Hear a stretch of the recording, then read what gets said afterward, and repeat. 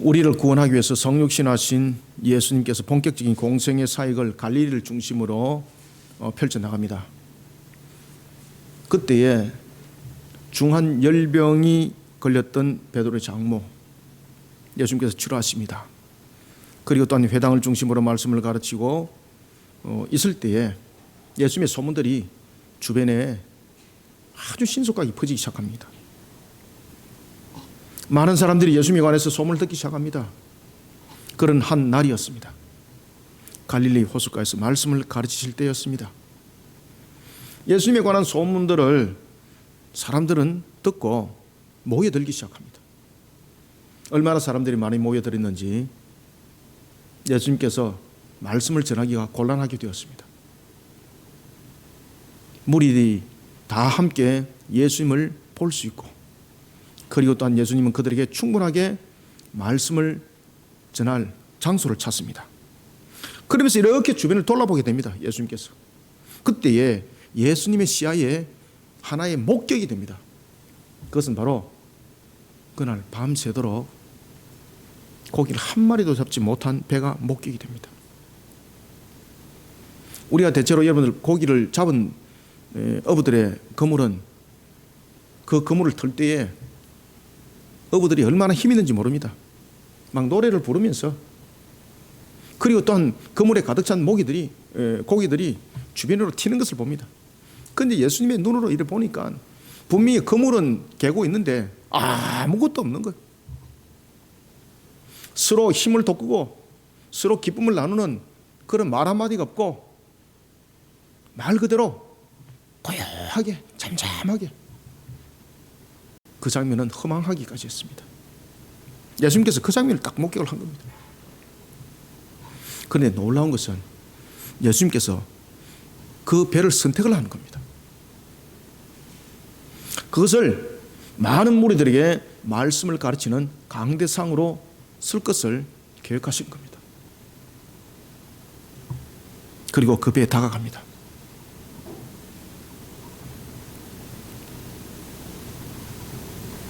우리는 오늘 이 본문들을 통해서 우리는 두 가지를 질문할 수 있어야 합니다. 첫 번째는 예수님께서는 무엇 때문에 밤새도록 물고기 한 마리도 잡지 못한 그 배를 자신의 말씀을 전하는 강대상으로 삼았을까라는 것입니다. 그죠? 예수님이 어떤 분이라 그랬습니까? 하나님이시지 않습니까? 그러면 그들이 이미 마음속에 낭망을 하고 있고 절망을 하고 있고 허무한 속에서 그들이 지금 그물을 정리를 하고 있다는 것을 이미 알고 계십니다. 그러면 그들에게 가서 위로를 전하든지 아니면은 그들에 대해서 배를 달라라고 말을 하지 않든지, 아무튼 그들에게 당장 어떤 조치를 취하는 것도 위로가 되어야 되는데 아무것도 소득을 거두지 못한 그들에게 내가 너희들의 배를 사용하겠다는 이 말은 정말로 심장을 찌르는 것이었습니다. 그래서 우리는 여기서 두 가지 질문을 해야 됩니다. 첫 번째, 예수님은 무엇 때문에 밤새도록 물고기 한 마리도 잡지 못한 배를 자신의 강대상으로 택했을까라는 것입니다. 그 다음에 두 번째, 예수님께서 오늘 본문 읽어보면 말씀을 다 마칩니다. 말씀을 다 마치고 그 배에 대해서 어떤 조치를 취했을까라는 것입니다. 우리는 여기에 대해서 두 가지 질문을 해야 됩니다. 사랑하는 성도 여러분, 예수님은 성자 하나님이십니다. 천지와 만물을 친히 만드셨고 그것을 주관하실 뿐만 아니라 그것을 화복에 대해서도 주관하십니다. 민수기 6장 25절에 따르면 하나님은 자기 백성을 위해서 은혜 베풀기를 원하고 계십니다. 예수님은 이들이 물고기를 잡아 하루하루를 살아가는 그런 삶이라는 것 이미 알고 계십니다. 그러면 그날 헛당쳤다는 것은 그날 먹을 거리가 없다는 것입니다. 그날 삶들이 매우 곤란하다는 것입니다.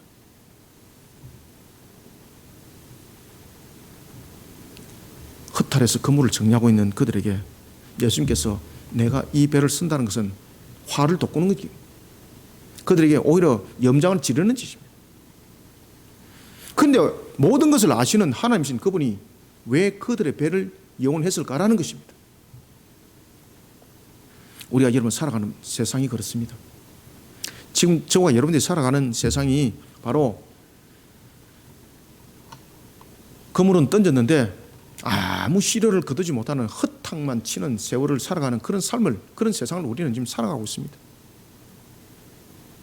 제가 어릴 때는 50년 전만 해도 저는 도시에서 자랐습니다. 도시에서 자라도 50년 전의 도시는요, 지금과 달라요. 50년 전의 도시는요, 도시라도 아스팔트 포장은 별로 없었어요. 산도 많았고 들도 많았습니다. 그래서 뭐 들에 가서 놀면서 뭐 열매도 따먹고 뭐 그랬다 그래서 시골 들과 같은 그런 것은 아닙니다만, 우리가 50년 전 그리고 또 한 50년 그 이후에 60년 전에 우리의 삶을 우리는 보릿고개라 그랬습니다. 참으로 보리 한 탈 나지 아니하는 그런 가뭄의 세월도 지내왔던 그런 세월들. 그러나 지금보다는 어렵지는 않았습니다. 아시겠습니까? 지금은요, 얼마나 우리가 각박한 세상 속에서, 심지어 여러분들 보시면은 우리가 들판에 가서 먹을 것을 우리는 구할 수가 없는 그런 삶들 속에 우리는 살아가지 않습니까? 생산 시설 속에서 살아가는 거지 않습니까? 코로나 시대를 살아가면서 이 모든 것들이 멈춰버렸습니다. 우리는 이런 척박한 삶을 살아가고 있는 이 험악한 처지, 이런 형편 가운데 놓여있는 우리의 삶들, 여기 대해서 우리는 오늘 누가가 하나님의 말씀을 우리에게 조명해주고 있는 것을 직시하셔야 합니다. 우리는 오늘도 이 주시는 말씀을 가지고 믿음을 가지고 바라봐야 합니다. 이 말씀을 통해서 우리가 이 환경들을 어떻게 타파해 나가야 되는지를 아셔야 되는 것입니다. 험악한 처지와 그 형편 속에 놓여있는 저와 여러분들, 하나님께서는 어떤 은혜의 문을 열기를 원하실까요? 누가 기록한 갈릴리의 한 장면을 통해서 저와 여러분들을 향한 하나님의 음성을 듣고자 합니다. 먼저 우리가 1절을 한번 읽읍시다. 시작. 무리가 몰려와서 하나님의 말씀을 들을새 예수는 게네사렛 호숫가에 서서, 아멘. 게네사렛 호숫가에 서서 예수님께서 하나님의 나라를 가르치고 계시죠. 그런데 그때 말씀을 전하고 하려고 했을 때에 많은 무리들이 모여들다 보니까 무리들의 그 수준에 들어가서는 말씀을 가르칠 수가 없는 거잖아요, 효력 있게. 그러면 일정 거리가 떨어진 상태에서 그들이 다 볼 수 있는 상태 속에서, 제가 지금 강대상에 서 있는 것처럼 이런 상태 속에서 말씀을 전해야만이 모든 사람들이 함께 들을 수 있고 그 말씀의 효력이 발휘해지는 겁니다. 예수님께서 그런 장소를 이렇게 물색을 하다가 어디가 눈에 떠올랐는가 하면은, 아하, 이들을 이 바닷가 갈릴리 호숫가에 앉혀놓고 나는 갈릴리 호수 그 물가로 가야 되겠구나. 그랬을 때 그들과 적당한 거리도 띄어지지만은 내가 말했을 때에 이들에게 효과적으로 전달이 되겠구나. 그러면은 내가 그 갈릴리 호숫가를 떠나서 물 중간에 갈 수 있는 수단이 있어야 되는데 그 수단은 무엇이 될까? 여러분들, 예수님은 하나님이세요. 물 위를 걸으신 분이에요. 그 배 필요치 않습니다. 아시겠습니까?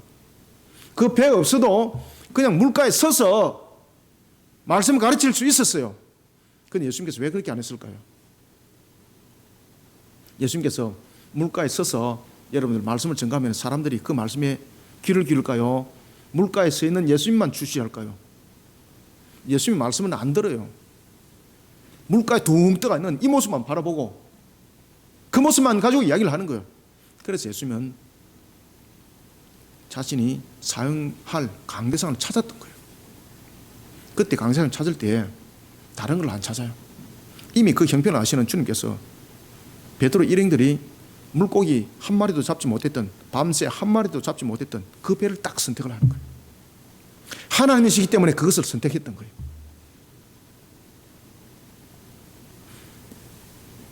따라서 우리는 1절부터 4절 통해서 먼저 첫 번째, 아무리 무너지는 형편과 환경일지라도 하나님께서 명하신 바에 순종하고 헌신하는 자의 섬김에 대해 하나님께서는 은혜의 문을 연다는 것을 반드시 기억하시길 바랍니다. 그 은혜의 문을 열어서 그 형편과 그 환경에 대해서 특단의 조치를 내립니다. 아무리 무너지는 형편과 환경일지라도 하나님께서 명하신 바에 대해 순종하고 헌신하는 자의 섬김에 대해 하나님께서는 은혜의 문을 여사 그 형편과 환경에 대해서 특단의 조치를 내려주십니다. 오늘 이것을 우리는 주목하셔야 됩니다. 제가 조금 전에도 말씀드렸던 것처럼 예수님은 그 배가 필요치 않아요. 갈릴리 바닷가에 있을 때에 물 위를 걸으신 장면 우리 알잖아요. 그냥 물 위에 떠 있어서 말씀을 충분히 전할 수 있었어요. 아니면은 공중에 떠서 뭐 흑인연이는 뭐 자기가 뭐 공중부양한다고 하지만 아직도 우리는 본 사실이 없습니다만 그런 거짓말쟁이가 아니라 실질적으로 예수님은 공중에 부양하여서 말씀을 증거할 수 있어요. 그런데 그렇게 하질 않아요. 왜 그런가 아십니까? 사람들은 그 행위에 주목하기 때문입니다. 말씀에 주목하는 것이 아니라. 지금은 예수님께서 하나님의 나라에 대해서 말씀을 가르쳐야 될 부분에 말씀에 주목하면 있어야 되기 때문에 일절 다른 기적과 이적의 역사를 일으키지 않아요. 오직 말씀에 주목하도록만 만들어요. 이게 여러분들 하나님의 방법이라는 겁니다. 아시겠습니까? 예수님께서는 하나님의 말씀을 가르칠 때였습니다. 자기에게로 모여든 많은 무리들이 말씀을 잘 들을 수 있도록 조치를 취합니다. 그때 예수님의 눈에 띄었던 것은 밤새도록 물고기를 한 마리도 잡지 못한 베드로의 배였습니다. 예수님께서는 그 배를 물 위에 띄울 것을 명합니다. 사람들이 잘 볼 수 있도록 조치를 취합니다. 우리는 여기서 주목해야 할 것이 있습니다. 그것은 예수님의 행동과 베드로의 반응입니다. 저와 여러분들이 어려운 형편성의 환경 속에 놓여져 있습니다. 지금 코로나 속에 무너짐이 있습니다. 그렇지만 주께서 우리에게 명함이 있다면요, 다른 거 돌아보면 안 됩니다. 이미 하나님은 다 아시거든요. 성자 하나님이신 예수님은 자신이 이용하고자 하는 배의 어부들이 그 문을 정리하는 모습에는 기쁨이 없다는 거 이미 알고 있습니다. 그런 어부들에게 다가갑니다. 그리고 그 배를 사용하려 합니다. 이거 상식으로 맞습니까? 상식으로 안 맞아요. 우리가 하나님을 향한 신앙은요, 두 가지가 있는데 첫 번째는 상식으로 이해되어야 될 신앙이 있고요, 상식을 넘어서는 신앙이 필요할 때가 있어요.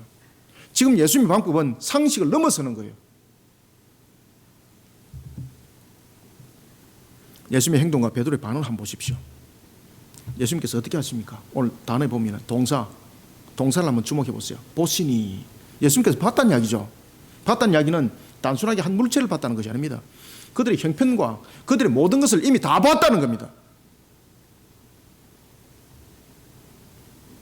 씻는지라. 동사죠, 그죠? 그 속에 기쁨이 있나요? 허탈함이죠. 다 봤다는 거예요. 그런데 그 다음에 조치를 한번 보십시오. 배 동사가 무엇으로 나타납니까? 오르사잖아요. 오르사. 배 오르사. 이거 이해됩니까, 여러분들? 상식적으로 이해 안 되는 거잖아요. 거기도 앉았습니다.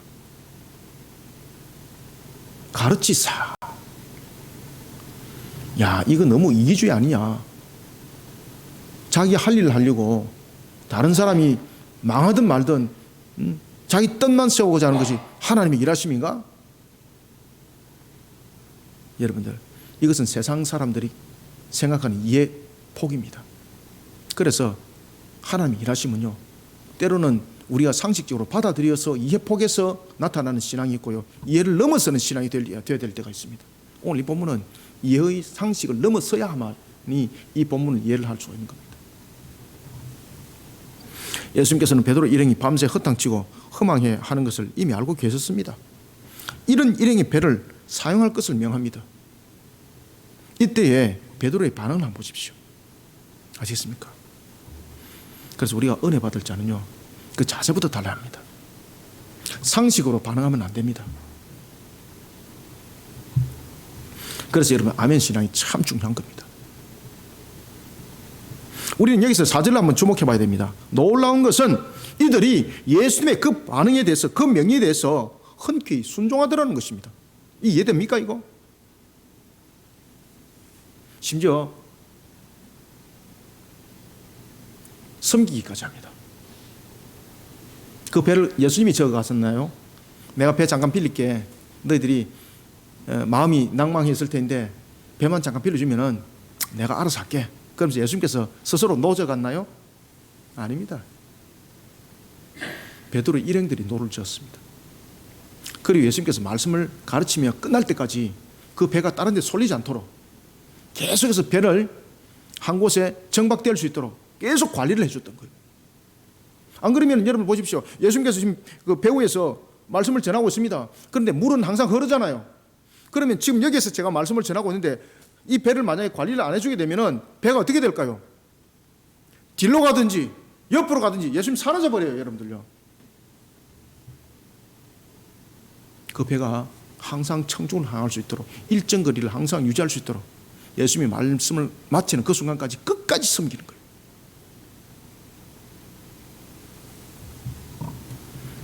예수님이 원하는 대로였습니다. 예수님이 원하는 대로 배를 정착시켰고 예수님이 원하는 대로 육지와 적당한 선을 유지를 시켰고 예수님이 원하는 대로 그들을 끝까지 섬겼습니다. 그리고 말씀을 마치신 성자 하나님이신 예수님께서 특단히 조치를 내리는 거예요. 깊은 데로 가서 그물을 내려 고기를 잡아라. 아멘. 상식적으로 그 낮 시간에 깊은 바다에 가서 물고기 잡힐 일이 없습니다. 그러나 만물의 주관자 되시는 하나님께서 그 형편의 문을 열어버리면 이야기는 달라집니다. 여러분 아시겠습니까? 하나님께서는 우리에게 때로는 상식적 측면에서 신앙으로 다가오게 하시지도 하지만은 상식을 넘어선 속에서 신앙으로 다가오기도 우리에게 명하심이 있습니다. 그것을 우리가 믿음이 우리의 받침이 되어야 된다는 것입니다. 1절부터 4절을 우리가 한번 읽어봅시다. 시작. 무리가 몰려와서 하나님의 말씀을 들을새 예수는 게네사렛 호숫가에 서서 호숫가에 배 두 척이 있는 것을 보시니 어부들은 배에서 나와서 그물을 씻는지라. 예수께서 한 배에 오르시니 그 배는 시몬의 배라. 육지에서 조금 떼기를 청하시고 앉으사 배에서 무리를 가르치시더니 말씀을 마치시고 시몬에게 이르시되 깊은 데로 가서 그물을 내려 고기를 잡으라. 아멘. 베드로 일행은 밤새 물고기를 한 마리도 잡지 못하는 험한 장면들을 맞이합니다. 자신들의 생업의 수단인 배, 이 배를 예수님께서 사용하시려고 할 때에 흔쾌히 순종합니다. 그런데 순종하는 것만으로 끝나지 않습니다. 자신들이 친히 노를 젓는 섬김을 합니다. 섬김. 아시겠습니까? 그리고 섬김을 통해서 자신들이 원하는 자리에 내려놓지 않습니다. 예수님이 원하시는 자리에 갑니다.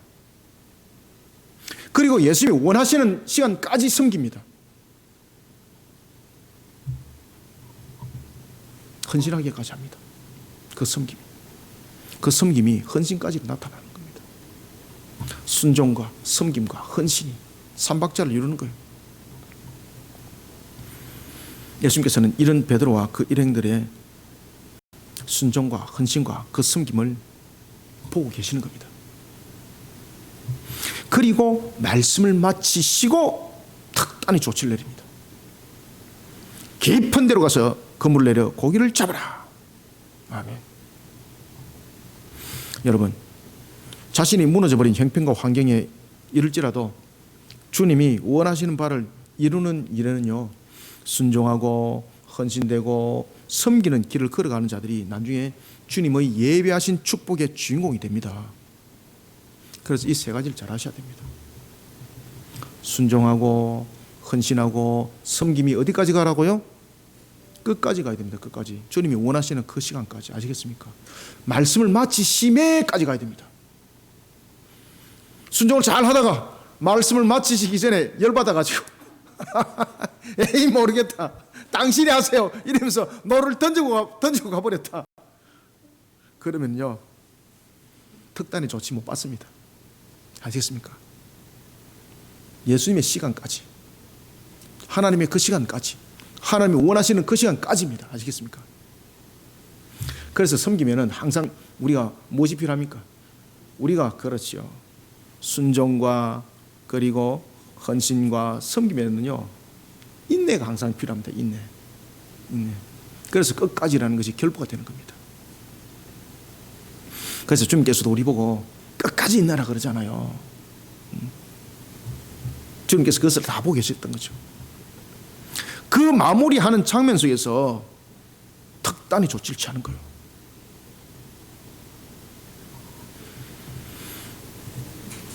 자신이 밤새도록 물고기를 잡으려 했지만은 베드로 일행들은 물고기를 한 마리도 잡지 못했습니다. 그런데 한 마리도 잡지 못한 그 장소에 하나님이 은혜의 문을 열어버리면 결과는 달라져요, 여러분들요. 그래서 제가 서두에 하나님에 관해서 속성을 말할 때 어떤 속성을 말했나요? 하나님께서는요, 모든 것에 대해서 화복의 주관자세요. 모든 것에 대해서 주관하시는 분이세요. 그저 전능하실 뿐만이 아니에요. 모든 것에 대해서 주관하심이에요. 있으라 하면은 있게 되어 있어요.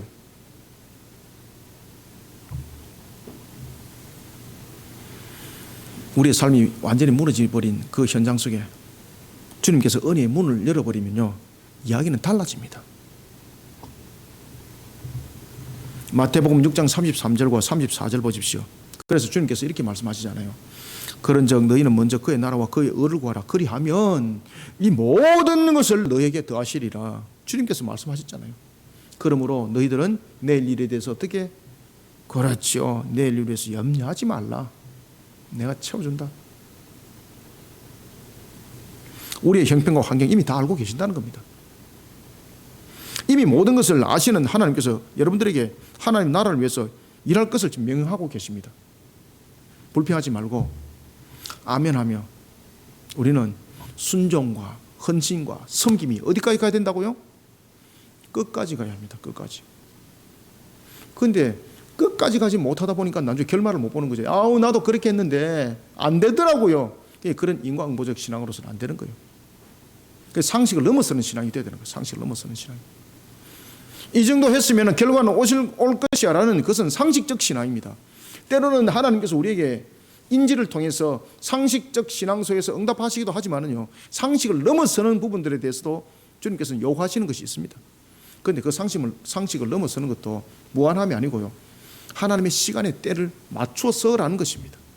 여기서 오늘도 본문에 보면은 말씀을 가르치기를 마치심에라는 것 속에서 특단의 지금 조치를 취하잖아요. 하나님께서 여러분들을 향해서 은혜의 문을 여사 그 형편과 환경에 대해 특단의 조치를 내려주실 겁니다. 이것을 믿으시길 바랍니다. 누가복음 5장 4절을 주목해 보십시오. 말씀을 마치시고잖아요. 그죠? 말씀을 마치시고입니다. 이 말씀을 마치기까지는 베드로와 그 일행들이 어떻게 했을까요? 끝까지 섬기는 거예요. 그 강대상이 그 물가에서 다른 데로 옮겨지지 않도록 끝까지 섬기는 거예요. 끝까지. 아시겠습니까? 그리고 마치심에라는 것이 연결되는 겁니다. 끝까지 헌신된 그 손길 위에 하나님께서 특단의 조치를 내립니다. 깊은 데로 가서 그물을 내려 물고기를 잡아라. 주님의 명한 바에 대해 끝까지 순종과 헌신을 다하는 여러분들에게 하나님의 은혜 문이 열리는 특단의 조치가 일어나는 기적의 역사가 펼쳐지기를 소원합니다. 그래서 오늘 이 말씀을 제가 잘 기억하라는 것입니다. 그 다음에는 두 번째, 우리가 5절부터 6절입니다. 5절을 한번 읽읍시다. 시작. 시몬이 대답하여 이르되 선생님, 우리들이 밤이 새도록 수고하였으되 잡은 것이 없지만은 말씀에 의지하여 내가 그물을 내리리다 하고. 아멘. 자, 여러분들 5절과 6절에서는 굉장히 중요한 단어가 있습니다. 두 개가. 5절에서는 내리리다 하니 어떻게 했습니까? 6절 그렇게 하니입니다. 그렇게 하니. 우리는 두 번째 5절부터 6절 통해서 소망과 희망이 사라져버린 나의 삶의 터 위에 하나님께서 은혜의 문을 여사 시료를 거두게 하실 때에 믿음 있는 신앙의 걸음을 걸어야 됩니다. 믿음 있는 신앙의 걸음으로 풍성한 결실을 맺는 주인공이 되어야 합니다. 특단의 조치를 취할 때에 그것을 아멘으로 받고 믿어 의심치 말고 걸어가야 됩니다. 여러분들 아시겠습니까? 베드로 일행을 향한 예수님의 축복은 황당하기까지 했습니다. 왜냐하면 상식적으로 안 맞는 겁니다. 지금 예수님께서 특단의 조치를 취한 것은 상식을 넘어선 겁니다. 낮 시간에 갈릴리 호수의 깊은 데 가서 그물을 내리라고 말하면 이거는 상식을 넘어서는 겁니다. 밤 시간에 물고기들은 수면 위에 오릅니다. 그래서 그 속에서 먹이를 먹고 활동을 합니다. 그런데 낮 시간이 되면 수면이 물이 온도가 올라가고 또한 여러 가지 활동적 측면에서 고기들이 불편하니까 물속으로 내려가 버립니다. 물론 깊은 데는 물고기 양도 많기 때문에 그물을 던지려면 깊은 데 가야 되는 것이죠. 그런데 문제는 낮 시간에는 물고기들이 수면 위로 떠오르는 것이 아니라 여러 가지 환경적 측면에서 수면 아래로 내려가기 때문에 그 당시에 자신들의 그물로서는 깊은 곳에 그물을 던졌을 때에 예를 들면 물고기가 이 밑에 내려와 있는데 그물의 한계가 여기까지밖에 못 오는 겁니다. 고기가 한 마리도 잡힐 수가 없어요. 지금 고기는 이 밑에 있어요. 이 밑에. 근데 그들의 그물의 한계는 지금 여기까지예요. 상식적으로 맞습니까?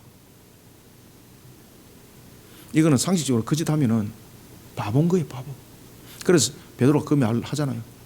우리가 상식적으로 알고 있는데 지금 그곳에 가서 물고기 한 마리도 없습니다. 그 수면에는 이미 깊은 데로 내려갔기 때문에 우리의 그물의 한계로는 그것을 잡을 수 없습니다. 현대 그물은 성능이 매우 뛰어나죠, 그죠? 뭐 깊은 데까지 가서 그냥 끌고 오지만 그 당시에는 그물들은 얕은 물가에 있는 것들을 잡을 수밖에 없는 그런 기능을 가지고 있기 때문에 낮 시간에는 그들이 그래서 대낮 시간에는 고기를 안 잡았습니다. 왜? 자신들의 그물로서는 고기를 잡을 수 있는 능력이 없기 때문입니다. 현실적으로 불가능한 일이죠. 그래서 이들은 대체로 해가 질 때쯤 아시겠습니까? 해가 질 때쯤 되면 고기들이 이제 올라오는 거예요. 또는 밤 시간이 그들이 물고기를 잡는 시간이었습니다. 주로. 그래서 그 시간이 지나면은 그물을 던져도 그물의 한계로 인해서 고기는 잡을 수 없다는 것을 경험을 통해서 이미 잘 알고 있습니다. 그러니 베드로가 뭐라고 말하고 있습니까? 이렇게 말하잖아요. 밤이 새도록 수고하였으되, 밤이 새도록이라는 것은 그때에 수면이 얕은 가로 물고기가 올라오는 시간이거든요.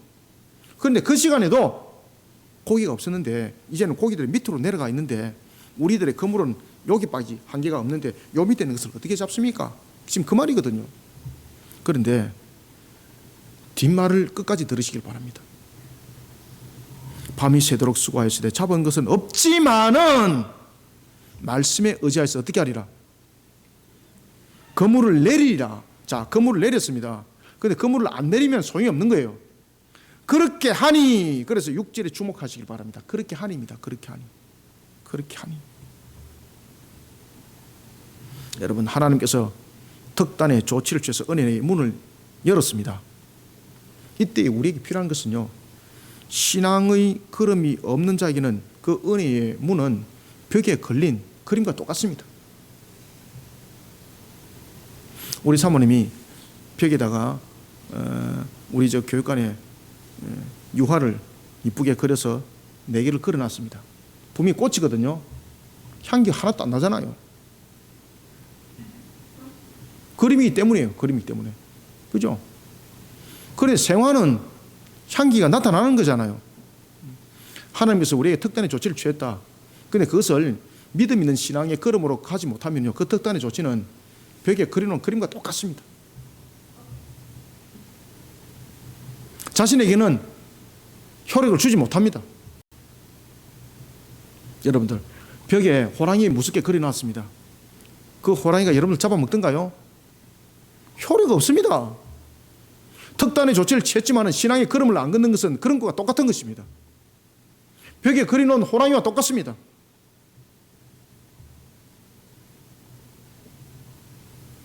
신앙의 자세가 이해를 넘어서는 요구가 필요할 때가 있습니다. 합리적으로 생각하고 판단하라고 주님께서는 말씀하지 않습니다. 우리가 합리적으로 판단하고 그것을 이성적으로 구분해야 될 때도 있습니다. 신앙은. 그러나 하나님께서 내리신 특단의 조치는 다릅니다. 하나님께서 내리신 특단의 조치는 이미 우리의 유한성을 넘어서는 속에서 나타나는 결론이기 때문에 그 속에서는 반드시 필요한 것은 믿음을 의심치 말고라는 것입니다. 믿어 의심치 말고 순종하는 걸음이 있어야만이 그 결론은 오게 되어 있습니다. 6절은 여기 대해서 이렇게 생각합니다. 그렇게 하니. 그렇게 안 했으면 결과가 없다는 이야기입니다. 그렇게 하니라는 것은 이 속에 무엇이 있습니까? 상식적으로 그렇게 하면 안 되는 것인데 믿음을 가지고 그렇게 했는데 라는 것입니다. 그렇게 하니라는 것은 상식적으로는 맞지 않는 방법입니다. 이 말입니다. 경험으로는 멍청한 행동입니다. 이 말입니다. 그러나 하나님께서 그렇게 하시라고 하니 상식과 경험으로서는 판단되어져야 될 문제가 아니었다는 것입니다. 하나님께서 은혜의 문을 열어 특단의 조치를 취하실 때 하나님께서는 우리에게 믿음 있는 신앙의 걸음을 함께 구하고 있다는 것을 여러분 아셔야 됩니다. 마태복음 7장 8절에서 주님께서 말씀하십니다. 구하는 이마다 받을 것이요 찾는 이는 찾는다 그랬습니다. 신앙의 걸음을 걸어야 됩니다. 저 문을 두드리면 문을 열릴 것이라는 건 알고 있습니다. 그런데 문을 안 두드리는데 어떻게 문이 열립니까? 그래서 주님께서 말씀하세요. 두드리는 이에게라고 말하고 있습니다. 두드리면 분명히 열어줄 것인데 안 두드리면 안 열린다는 거예요. 그래서 두드리는 이에게만이 열리는 거예요. 두드리는 이에게 열릴 것이니라. 아멘. 은혜의 문은 죄송합니다. 자동문이 아닙니다. 요즘에 코로나 시대에 자동문에 대해서 선전 많이 하고 있습니다. 은혜의 문은 자동문이 아닙니다, 여러분. 여기에는 여는 행위가 앞서는 것이 아닙니다. 의심치 않는 신앙의 걸음이 앞서야 합니다.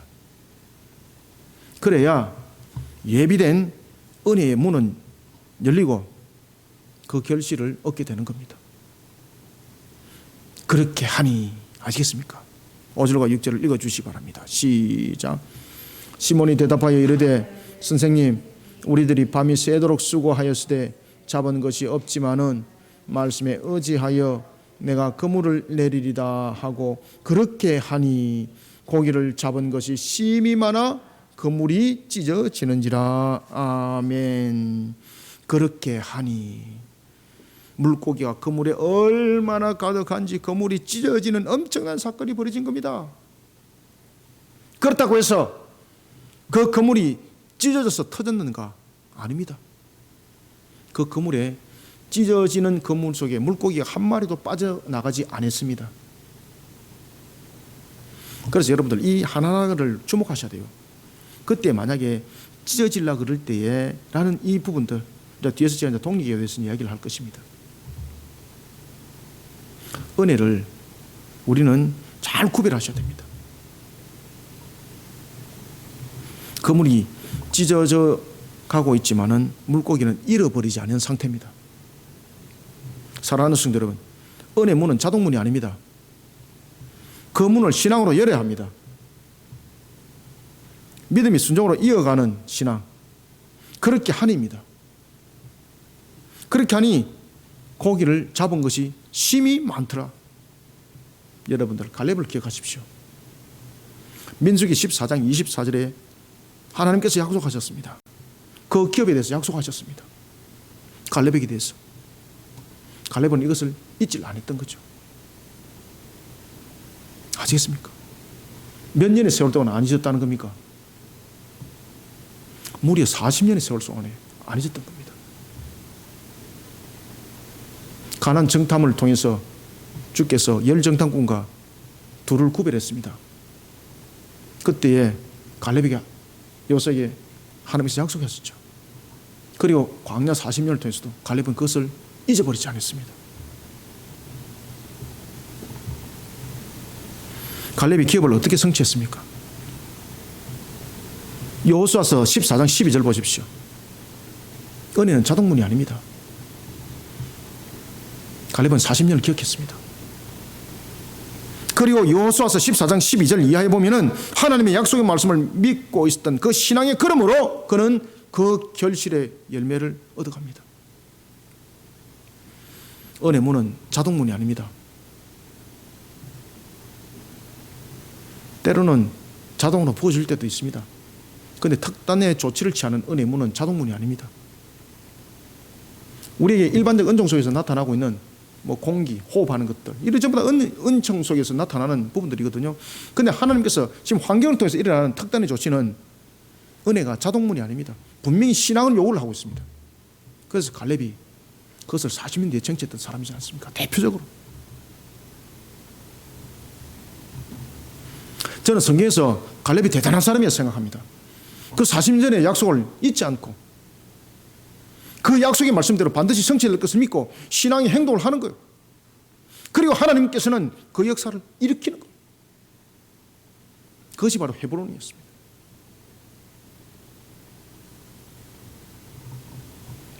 소망과 희망이 사라져버린 나의 삶의 터 위에 하나님의 은혜의 문을 여시사 시르를 거두게 하실 때 나에게 요구하는 것이 있습니다.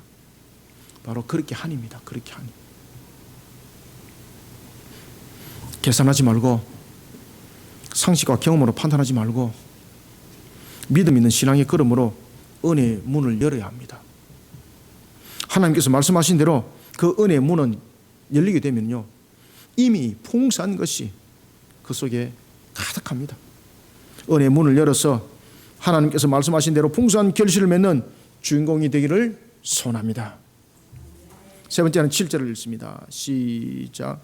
이에 다른 배에 있는 동무들에게 손짓하여 와서 도와달라 하니 그들이 와서 두 배의 체험에 잠기게 되었더라. 아멘. 여기서 이제 주목해야 될 것이 있습니다. 제가 앞에도 제가 잠깐 말씀드렸죠. 뒤에 말씀드린다고.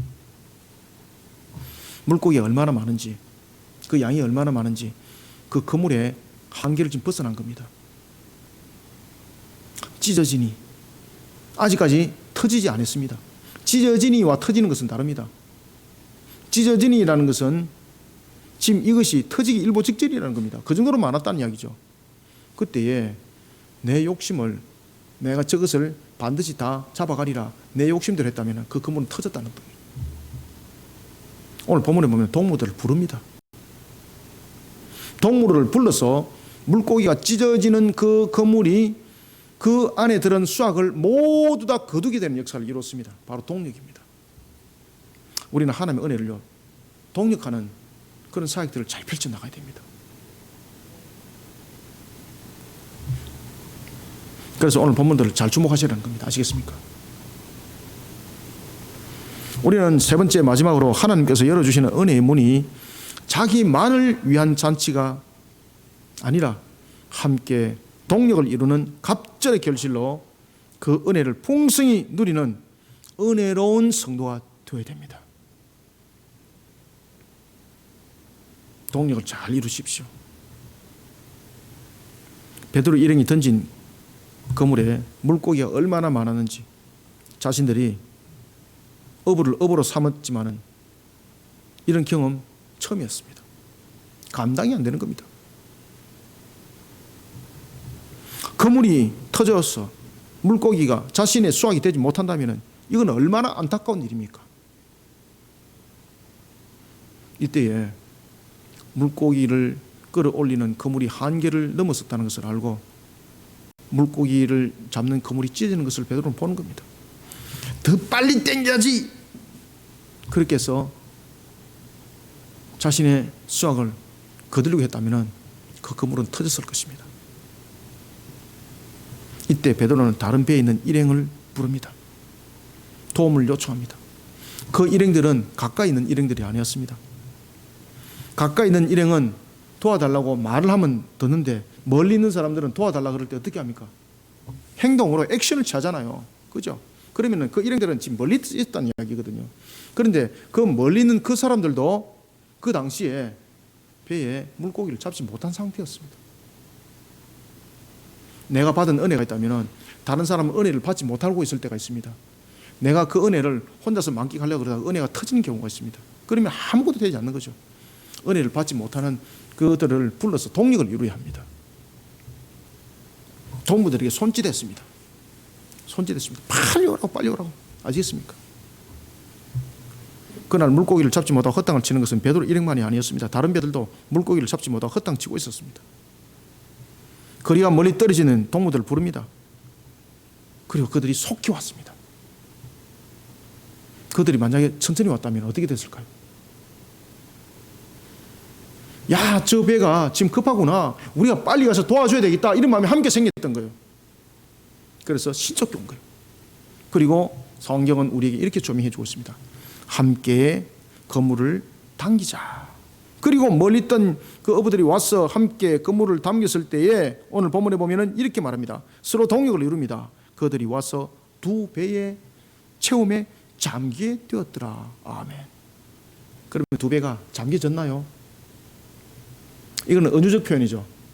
그만큼 물고기가 두 배에 가득했다는 겁니다. 갑절해냅니다.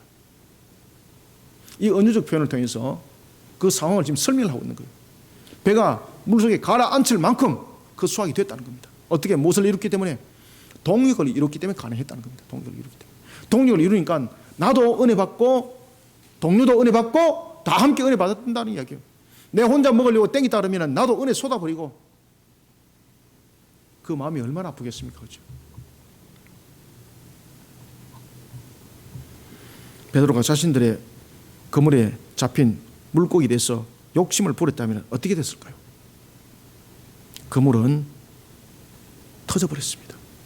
그냥 힘만 쏟아냈을 뿐인 거예요. 얼마나 허무한지 모릅니다. 하나님께서 열어주신 은혜의 문이 자신만을 위한 잔치가 되어서는 안 됩니다. 그 은혜를 쏟아버릴 수 있습니다. 7절을 함께 읽어주시기 바랍니다. 시작. 이에 다른 배에 있는 동무들에게 손짓하여 와서 도와달라 하니 그들이 와서 두 배의 체험에 잠기게 되었더라. 아멘. 사랑하는 성도 여러분, 은혜를 나누는 자가 복이 있습니다. 그래서 우리는 창세기 2장에 늘 우리가 기도하지 않습니까? 우리는 비손과 같아야 됩니다. 비손과 기온과 히데길과 유브라테와 같아야 합니다. 은혜를 나눌 줄 알아야 됩니다. 그런데 은혜를 나눌 때에 내가 흘려보내는 은혜를 그저 나누는 것만으로 끝나면 안 되고요. 동력을 함께 이루어야 됩니다. 아시겠습니까? 은혜를 나누되 동력을 함께 이루는 그런 자석에서는 반드시 동력하시기 바랍니다. 우리가 은혜를 흘려보낼 때가 있고요. 동력을 이룰 때가 있습니다. 내 혼자서는 이 은혜의 보따리를 끌어당기면 찢어집니다. 터집니다. 그때는 반드시 동력을 이루어야 됩니다.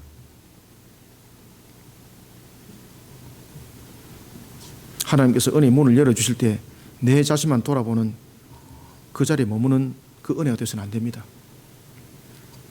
그것은 발전과 비전이 없습니다.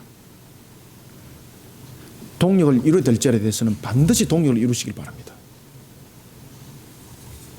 그럴 때 하나님은요, 두 배에, 지금 베드로 배뿐만 아닙니다. 베드로 일행의 배뿐만 아니라 다른 배까지 지금 다 채워졌습니다. 만약에 베드로 일행이 욕심을 부렸다면요, 그 배도 고기 한 마리도 잡지 못했을 것입니다. 동력을 이루어야 될 문제면요, 자신이 받았던 은혜일지라도 동력을 이루어야 될 문제면요, 함께 은혜를 나누는 동력을 이루어야 합니다. 하나님께서 열어주신 은혜의 문이 자기만을 위한 잔치가 되어서는 안 됩니다. 진정으로 복되지 못합니다. 함께 동력을 이루어 갑절의 결실로 그 은혜를 풍성히 함께 누리는 은혜로운 우리 거리심교회 공동체가 되기를 소망합니다. 말씀을 맺겠습니다. 하나님의 은혜의 문이 열리지 않도록 방해하는 세 가지 세력들이 있습니다. 반드시 기억하시기 바랍니다. 첫 번째는 너무나도 잘 알고 있는 마귀의 세력입니다. 우리 너무 잘 알잖아요. 이거는요, 우리는 구별 잘 해요. 그 다음에 이거보다 조금 구별하기 힘든 은혜의 문을 열지 못하도록 방해하는 세력이 있습니다. 그것이 바로 뭔가 하면 두 번째, 육신의 정욕입니다.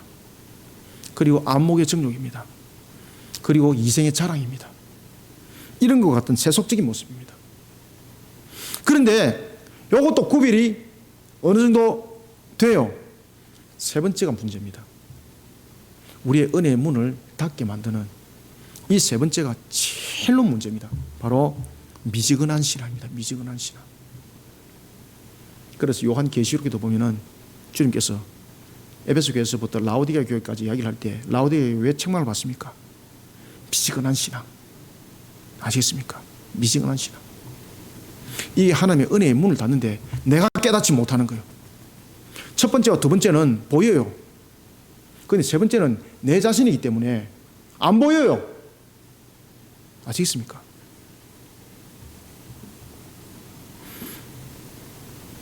우리는 이와 같이 미지근한 시간이 되지 않도록 항상 하나님의 은혜의 거울에 우리를 비춰봐야 됩니다.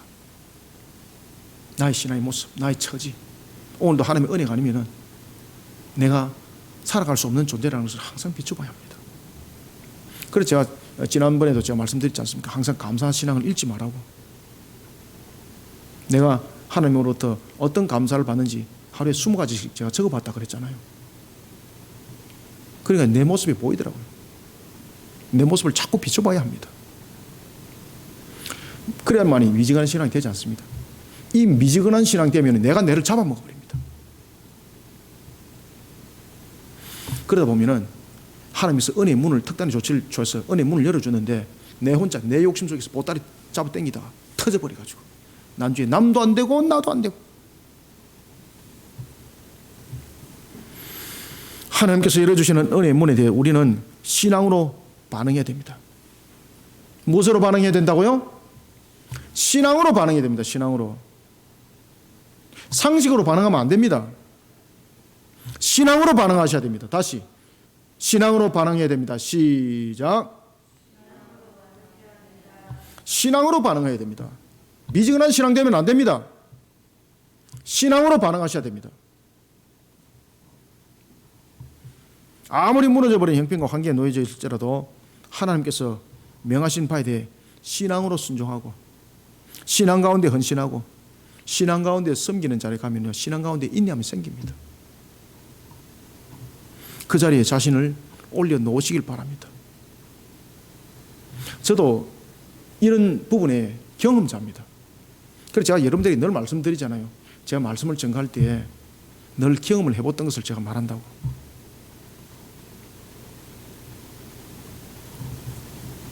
그 형편과 환경 하나님께서 특단의 조치를 내려주십니다. 믿음 있는 신앙의 걸음으로 풍성한 결실을 맺는 주인공들이 되시길 바랍니다. 하나님은 살아계십니다. 여러분들 아시겠습니까?